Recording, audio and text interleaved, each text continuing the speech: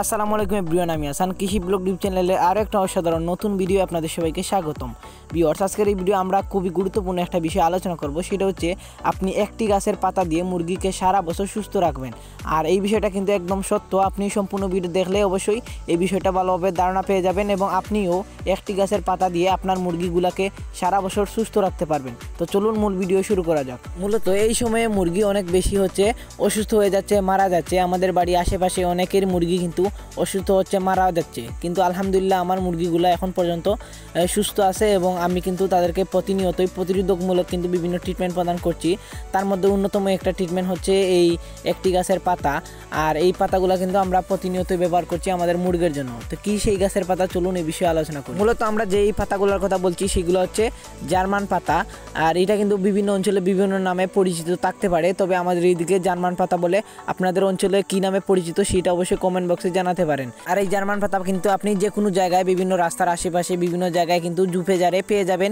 এবং এই জার্মান পাতা কিন্তু খুবই একটা কার্যকরী একটা হচ্ছে পাতা, যেগুলো কিন্তু মুরগির কে সারা বছর সুস্থ রাখতে কিন্তু খুবই একটা কার্যকরী। এবং এটা কিন্তু সঠিক নিয়মে খাওয়াতে হবে, কেননা আপনি সঠিক নিয়মে না হলে কিন্তু এটার সঠিক ফলাফল আপনি পাবেন না। তো অবশ্যই কীভাবে আপনি খাওয়াবেন এই বিষয়টা আমরা এখন আলোচনা করি। এখানটা থেকে আমরা কিছুটা জার্মান পাতা নিয়ে কিন্তু আমরা হচ্ছে এগুলা হচ্ছে মেশিনের মাধ্যমে হচ্ছে ব্লেন্ড করে নিব। তো এক্ষেত্রে আপনার মুরগি অনুযায়ী আপনি হচ্ছে পাতাগুলা হচ্ছে এইরকম ব্লেন্ড করবেন। তো আপনি এই ক্ষেত্রে হচ্ছে পাটাও ব্যবহার করতে পারেন অথবা হচ্ছে ব্লেন্ডারের মাধ্যমে ব্লেন্ডও করতে পারেন। আপনার যেটা সুবিধা সেই অনুযায়ী কিন্তু আপনি ব্লেন্ড করবেন এবং আপনার মুরগি অনুযায়ী কিন্তু আপনি কম বা বেশি ব্লেন্ড করতে পারেন। তো এইটা আমরা কিন্তু খুব সহজেই এই যে ব্লেন্ড করে নিচ্ছি।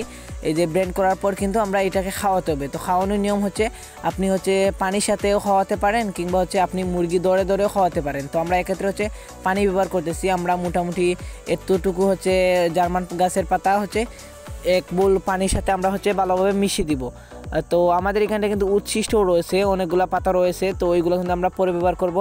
আর যেগুলো আমরা ব্লেন্ড করে নিয়েছি সেগুলো কিন্তু আমরা সুন্দরভাবে পানির সাথে মিশিয়ে দিয়েছি। এখন এগুলো কিন্তু আমরা সঠিক নিয়ম অনুযায়ী খাওয়াবো। তো আপনি এক্ষেত্রে মুরগিগুলোকে হচ্ছে দরে দরে সিরিঞ্জের মাধ্যমেও খাওয়াতে পারেন অথবা মুরগির পানির পাত্রের সাথে এই পানিগুলো হচ্ছে পানির পাত্রের মধ্যে দিয়ে হচ্ছে আপনি মুরগিকে সারাদিন একদিন খাওয়াতে পারেন।